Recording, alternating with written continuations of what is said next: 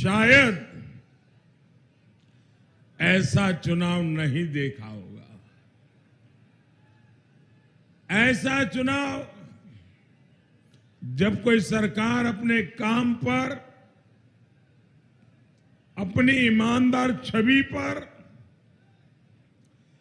भेदभाव और पक्षपात रहित विकास पर और सुधरी हुई कानून व्यवस्था के दम पर जनता जनार्दन का आशीर्वाद मांग रही हो।